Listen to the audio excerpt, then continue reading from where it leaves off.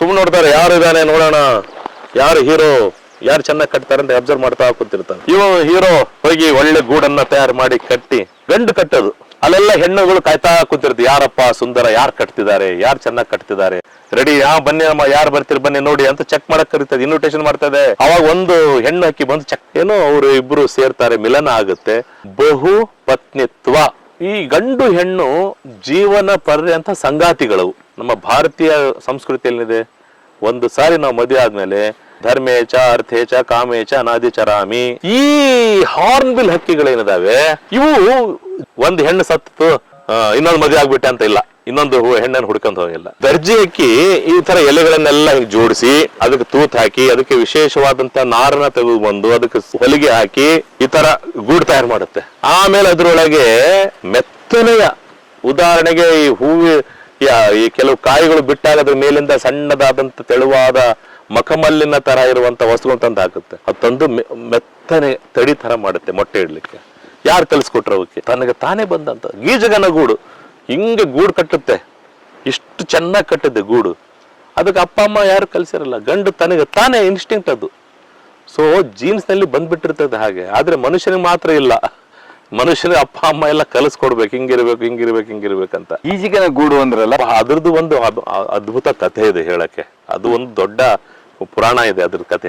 ಏನ್ ನೋಡಿ, ಬಾಯ ವೀವರ್ ಅಂತ ಹೇಳ್ತೀವಿ, ಗೀಜಗನ ಗೂಡು, ಬಾಯ ವೀವರ್. ಇದ್ರ ಬಗ್ಗೆ ನನ್ನ ಪಕ್ಷಿ ತಜ್ಞರು ಏನು ಮಿತ್ರರಿದ್ದಾರೆ ಪಕ್ಷಿ ವೀಕ್ಷಕರಿಗೆ ಎಲ್ಲರಿಗೊಂದು ಅಬ್ಸರ್ವೇಷನ್ ಮಾಡ್ಲಿಕ್ಕೆ ಹೇಳ್ತೀನಿ. ಏನಂತ ಹೇಳಿದ್ರೆ, ನೀವು ಪಕ್ಷಿ ವೀಕ್ಷಕರಾಗಿರೋರು ಬೈನಾಕುಲರ್ ಇಟ್ಕೊಂಡು ಕುಂತು ಅಬ್ಸರ್ವೇಷನ್ ಮಾಡ್ಬೇಕು, ಬರೀ ಫೋಟೋ ತೆಗಂತ ಹೋಗೋದಲ್ಲ. ಫೋಟೋ ತೆಗೆದ್ರೆ ಏನ್ ನಿಮ್ ಕ್ರಿಯಾಶೀಲತೆ ಇಲ್ಲ.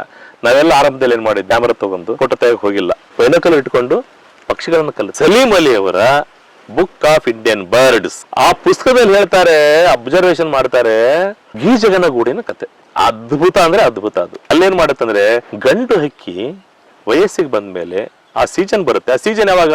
ಮಳೆಗಾಲ ಬಂದ್ಮೇಲೆ ಎಲ್ಲ ಹುಲ್ಲೆಷ್ಟು ಎತ್ತರ ಬಂದಿರುತ್ತೆ, ಒಳ್ಳೆ ನಾರು ತೆಗೆಗ್ ಬರ್ತಿರ್ಬೇಕು ಅಂತ ಸಂದರ್ಭದಲ್ಲಿ ವಯಸ್ಸಿಗೆ ಬಂದಂತ ಗಂಡು ಹಕ್ಕಿ ಏನ್ ಮಾಡುತ್ತೆ, ಹೋಗಿ ಹುಡುಕ್ತ ಜಾಗ ಎಲ್ಲಿ ಕಟ್ಟುವ. ಹಳೆ ಕಾಲದಲ್ಲಿ ಬಾವಿಗಳಲ್ಲಿ ಕಟ್ತಾ ಇದ್ರು, ಈಚಲ ಮರದಲ್ಲಿ ಕಟ್ತಾ ಇದ್ರು. ಈಚಲ ಮರಗಳೆಲ್ಲ ಬಾವಿಗಳಿವೆ. ಹಾಗಾಗಿ ಅವರ ಜಾಗ ಹುಡುಕ್ತದೆ, ಎಲ್ಲಿ ಕಟ್ಟಿದ್ರೆ ಒಳ್ಳೇದು, ಕಾಲುವೆಗಳು ದಂಡೆಯಲ್ಲಿ ಅಥವಾ ಎಲ್ಲಾದ್ರೂ ಒಂದು ಜಾಗ ಹುಡುಕಿ ಅಲ್ಲಿ ಕಟ್ಟಕ್ ಶುರು ಮಾಡುತ್ತೆ. ತೆಳುವಾದ ನಾರನ್ನ ತಂದು ಗಂಟು ಹಾಕಿ ಅಲ್ಲಿಂದ ಒಂದಕ್ಕೊಂದು ಸೇರ್ಸ್ಕೊಂತ ಕಟ್ಟಿಬಿಡುತ್ತೆ. ಕಟ್ಟಿ ರೆಡಿ ಮಾಡುತ್ತೆ. ಅರ್ಧ ಕಟ್ಟಿದ ಮೇಲೆ ಗಂಡು ಕಟ್ಟೋದು. ಅಲ್ಲೆಲ್ಲ ಹೆಣ್ಣುಗಳು ಕಾಯ್ತಾ ಕೂತಿರ್ತೀವಿ, ಯಾರಪ್ಪ ಸುಂದರ, ಯಾರು ಕಟ್ತಿದ್ದಾರೆ, ಯಾರು ಚೆನ್ನಾಗಿ ಕಟ್ತಿದ್ದಾರೆ. ಹೆಣ್ಣುಗಳೆಲ್ಲ ಅಬ್ಸರ್ವ್ ಮಾಡ್ತಾ ಕುಂತಿರ್ತಾರೆ. ಏನು ಗೀಜಗಳು? ಗೀಜಗದ ಹೆಣ್ಣು ಪಕ್ಷಿಗಳು ಅಬ್ಸರ್ವ್ ಮಾಡ್ತಾರೆ. ಕಟ್ಟಲ್ಲ, ಸುಮ್ಮನೆ ನೋಡ್ತಾರೆ, ಯಾರು ಇದಾನೆ ನೋಡೋಣ, ಯಾರು ಹೀರೋ, ಯಾರು ಚೆನ್ನಾಗಿ ಕಟ್ತಾರೆ ಅಂತ ಅಬ್ಸರ್ವ್ ಮಾಡ್ತಾ ಕೂತಿರ್ತಾರೆ. ಇವ ಹೀರೋ ಹೋಗಿ ಒಳ್ಳೆ ಗೂಡನ್ನ ತಯಾರು ಮಾಡಿ ಕಟ್ಟಿ ರೆಡಿ, ಬನ್ನಿ ಅಮ್ಮ, ಯಾರು ಬರ್ತೀರಿ ಬನ್ನಿ ನೋಡಿ ಅಂತ ಚೆಕ್ ಮಾಡಕ್ ಕರೀತದೆ, ಇನ್ವಿಟೇಷನ್ ಮಾಡ್ತದೆ.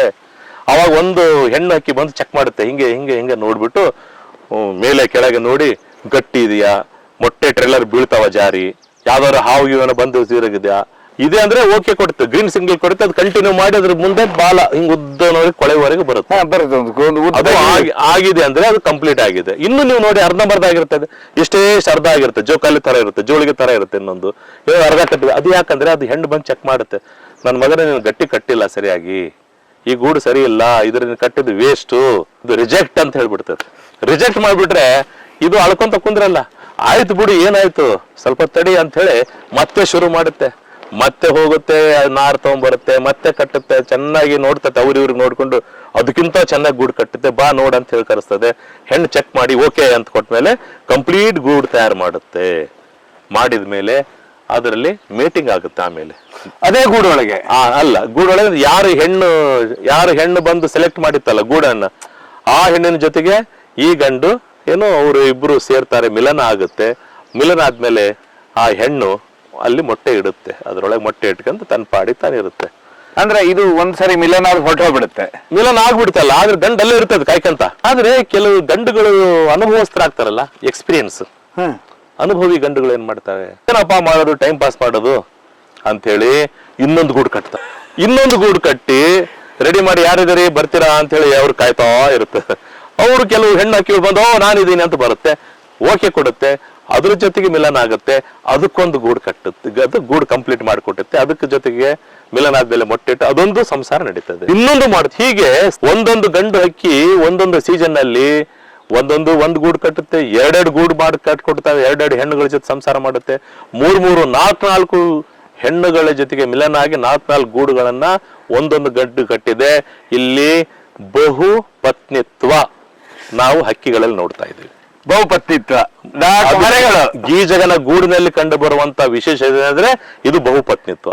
ಇದು ಪ್ರಕೃತಿಯಲ್ಲಿದೆ ನೋಡಿ, ಅಬ್ಸರ್ವೇಷನ್ ಮಾಡ್ತೀವಿ ನಾವು. ಅಂದ್ರೆ ಒಂದು ಕಡೆ ಕುಂತು ನಾವು ಅಲ್ಲಿ ಪಕ್ಷಿ ವೀಕ್ಷಣೆ ಅಂದ್ರೆ ಇದು ಸುಮ್ಮನೆ ಹಿಂಗ್ ಫೋಟೋ ತೆಗೆದು ಹಿಂಗ್ ಬರೋದಲ್ಲ.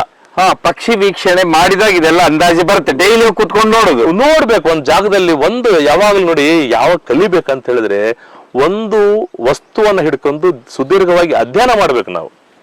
ಆವಾಗ ನಮ್ಗೆ ಪರ್ಫೆಕ್ಷನ್ ಸಿಗುತ್ತೆ. ಒಂದು ಹಕ್ಕಿಯ ಬಗ್ಗೆ ಅವ್ರು ಅಷ್ಟು ಅಧ್ಯಯನ ಮಾಡಿ ಬರೆದಾಗ ನಮಗ್ ಗೊತ್ತಾಯ್ತು ಇದು ಪಕ್ಷಿಗಳ ಜಗತ್ನಲ್ಲಿ ಇಂಥದ್ದು ಕಂಡು ಬರುತ್ತೆ. ಅದಕ್ಕೆ ಕಲಾವಿದರು ಯಾರಿದ್ದಾರೆ, ನಾವೊಂದೇ ಅಲ್ಲ. ಪಕ್ಷಿ ಗೀಜಗನ ಗೂಡು ಕಲಾವಿದ, ದರ್ಜಿ ಹಕ್ಕಿ ಒಂದು ಕಲಾವಿದ ಹಕ್ಕಿ. ಇವು ಸುಂದರವಾದ ಗೂಡನ್ನು ನಿರ್ಮಾಣ ಮಾಡಿ ತಮ್ಮ ಸಂತಾನೋತ್ಪತ್ತಿ ಅದಕ್ಕೆ ಇವ್ ಯಾರು ಟ್ರೈನಿಂಗ್ ಕೊಟ್ಟಿಲ್ಲ. ಅದಕ್ಕೆ ಜೀನ್ಸ್ ನಲ್ಲಿ ಬಂದಿರುವಂತದ್ದು ಇನ್ಸ್ಟಿಂಕ್ಟ್ ಇದೆಲ್ಲ. ಗೀಜಗ ಅನ್ನುವಂಥ ಹಕ್ಕಿ ಯಾವ ಕಡೆ ಜಾಸ್ತಿ ಇರುತ್ತೆ? ಎಲ್ಲ ಕಡೆ, ಕರ್ನಾಟಕ ಇಡೀ ದೇಶದ ಎಲ್ಲ ಕಡೆ. ಬಾಯ ವೀವರ್ ಅಂತ ಹೇಳಿ ಇಡೀ ದೇಶದಲ್ಲಿ ಇರುವಂತದ್ದು ಆ ವೀವರ್ ಬರ್ಡ್ ಅಂತ. ಈ ವೀವರ್ ಅಂದ್ರೆ ನೇಗೆ ಹಕ್ಕಿ ಅಂತ, ನೇಯೋದು ಇಂಥವು. ಇದು ಗೀಜಗ ಬಾಯಾವಿದೆಲ್ಲ ಅತ್ಯಂತ ಸುಂದರವಾದ ಗೂಡು ನಿರ್ಮಾಣ ಮಾಡುವಂತದ್ರಲ್ಲಿ ನಂಬರ್ 1 ಅಂದ್ರೆ ಗೀಜಗ. ಇದು ಬಾಯ ವೀವರ್. ಬೇರೆ ವೀವರ್ ಬರ್ಡ್ಸ್ ಅದ ನಮ್ಮಲ್ಲಿ ಇದೆ. ನಮ್ಮ ನದಿಯಲ್ಲಿ ಸ್ಟ್ರೀಕ್ಡ್ ವೀವರ್ ಅಂತ ಬರುತ್ತೆ. ಅದೇನ್ ಮಾಡುತ್ತೆ ಅಂದ್ರೆ ಈ ಆಪ್ ಅಂತ ಬರುತ್ತೆ, ಇಲ್ಲಿ ರೀಡ್ ಆಪ್ ಅಂತ, ಟೈಫಾ ಅಂತ ಒಂದು ಹುಲ್ಲಿನ ಸಸ್ಯ ಇರುತ್ತೆ. ಅದರ ಸಸ್ಯದ ಅನೇಕ ತುದಿಗಳನ್ನ ಜೋಡಿಸಿ ಅದು ಗೂಡು ಕಟ್ಟುತ್ತೆ. ಅದು ಸಣ್ಣ ಈ ತರ ಡಿಸೈನ್ ಇರಲ್ಲ. ಇದಾದ್ಮೇಲೆ ಇನ್ನೊಂದು ಬ್ಲ್ಯಾಕ್ ಥ್ರೋಟೆಡ್ ವೀವರ್ ಅಂತ ಒಂದು ಬರುತ್ತೆ, ಅದು ಸಹ ಅದು ಇದೆ. ಆದ್ರೆ ಸುಂದರವಾದ ಗೂಡು ಕಟ್ಟೋದ್ರಲ್ಲಿ ನಂಬರ್ 1 ದ ಬೆಸ್ಟ್ ಆರ್ಕಿಟೆಕ್ಟ್ ಅಂತ ಹೇಳಿದ್ರೆ ಬಾಯ ವೀವರ್, ಗೀಜಗ. ನಾವು ಮಾತಾಡ್ತಾನೆ ಅವಾಗ ಸ್ಟಾರ್ಟಿಂಗ್ ಅಲ್ಲಿ ಮಾತಾಡಿದ್ರು ಮರ ಕುಟ್ಕ ನಾನು ಹೇಳಿದಿಲ್ಲ ಸರ್. ಇದು ಇದು ನೀವು ಹೇಳ್ತಿರೋದು ಹಾರ್ನ್ ಬಿಲ್ ಹಾರ್ನ್ ಬಿಲ್ ವಿಶೇಷವಾಗಿ ಅಸ್ಸಾಮು, ನಾಗಾಲ್ಯಾಂಡ್ ಈ ಸೈಡ್ ವಿಪರೀತವಾಗಿರುತ್ತೆ. ಬಟ್ ಇದ್ರ ಬಗ್ಗೆ ಅದ್ಭುತವಾದ ಒಂದು ಇದೆಲ್ಲ ಸರ್. ಏನದು ಆಕ್ಚುಲಿ ಹಾರ್ನ್ ಬಿಲ್ ನೋಡಿ, ಹೆಣ್ಣಿಂದ ಈ ಹಾರ್ನ್ ಬಿಲ್ ಅದಕ್ಕೆ ಕೊಂಬಿನ ಹಕ್ಕಿ ಅಂತಾನೆ ಹೇಳ್ತೀವಿ. ಈ ಹಾರ್ನ್ ಬಿಲ್ದು ಬಹಳ ವಿಚಿತ್ರ ನೋಡಿ. ಈ ಹಾರ್ನ್ ಬಿಲ್ ಬಗ್ಗೆ ನಾವು ಹೇಳಕ್ಕಿಂತ ಮುಂಚೆ ಪುರಾಣಕ್ಕೆ ಹೋಗೋಣ.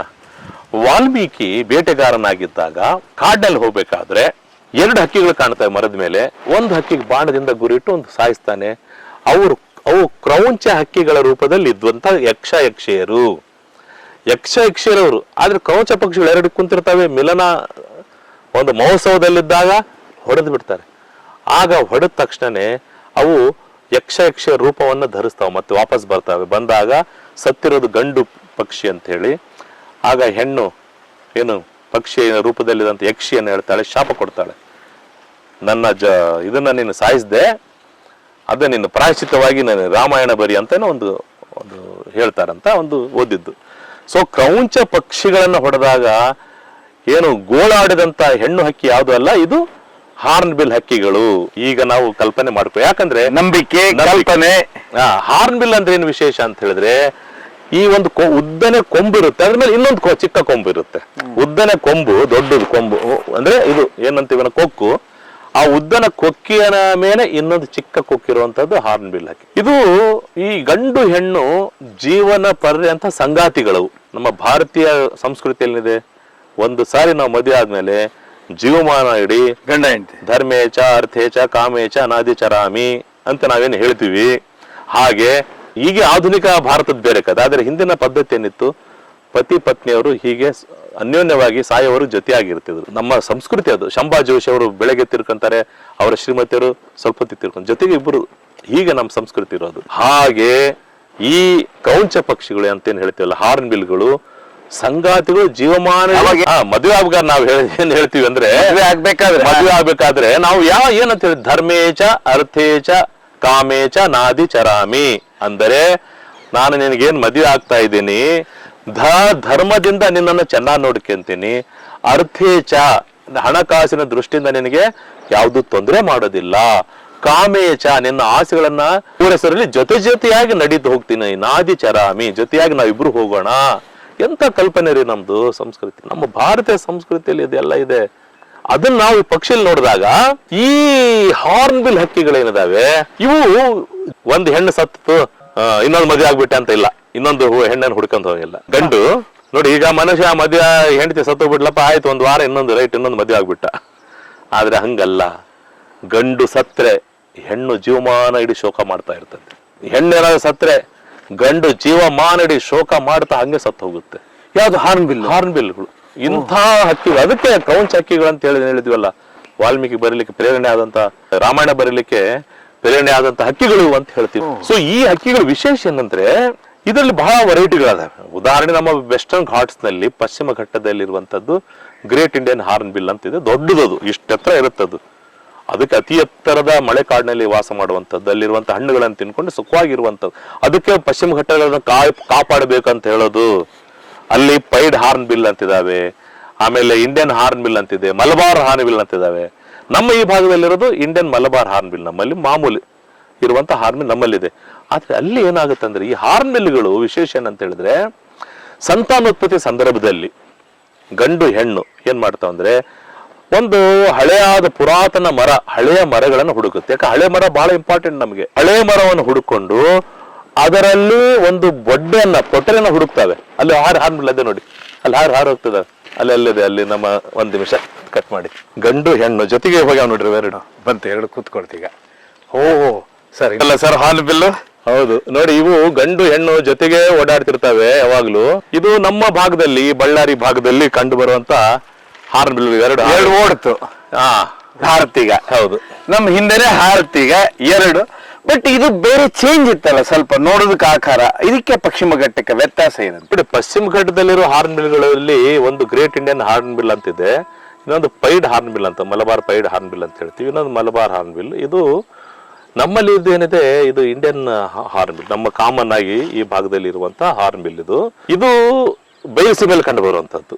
ಇದಕ್ಕೆ ಇನ್ನೊಂದು ಅಲ್ಲಿ ವೆಸ್ಟರ್ನ್ ಘಾಟ್ಸ್ ನಲ್ಲಿ ಇರುವಂತಹ ಹಾರ್ನ್ಬಿಲ್ ಗಾತ್ರದಲ್ಲಿ ದೊಡ್ಡದು.